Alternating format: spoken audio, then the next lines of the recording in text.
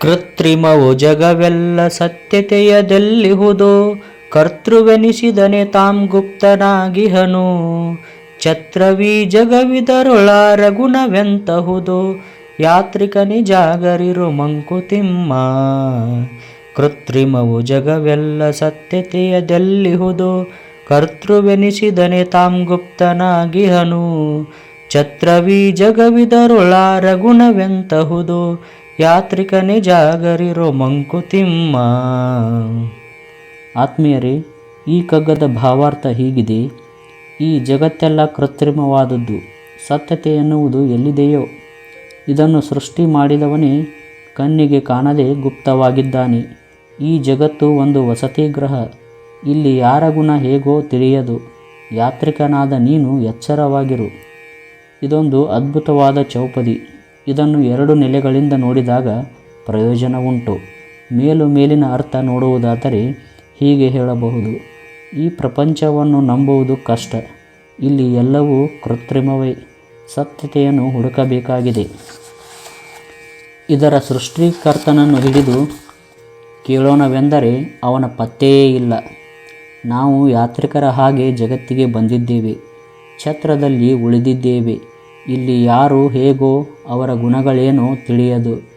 ಆದ್ದರಿಂದ ಯಾತ್ರಿಕರಾದ ನಾವು ನಮ್ಮ ಎಚ್ಚರದಲ್ಲಿ ಇರುವುದು ವಾಸಿ. ಮತ್ತೊಂದು ಅರ್ಥ ಆಧ್ಯಾತ್ಮದ ಸಾರ. ಭಗವಂತನ ಸ್ವರೂಪವನ್ನು ಕುರಿತು ಶ್ವೇತಾಶ್ವತರ ಉಪನಿಷತ್ತು ಹೀಗೆ ಹೇಳುತ್ತದೆ.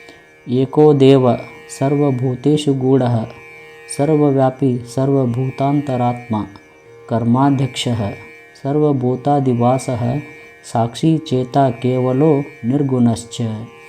ಒಬ್ಬನೇ ದೇವರು ಎಲ್ಲ ವಸ್ತುಗಳಲ್ಲಿಯೂ ರಹಸ್ಯವಾಗಿ ಅಡಗಿಕೊಂಡಿದ್ದಾನೆ. ಎಲ್ಲ ಪ್ರಾಣಿಗಳ ಒಳಗೂ ತುಂಬಿಕೊಂಡಿದ್ದಾನೆ.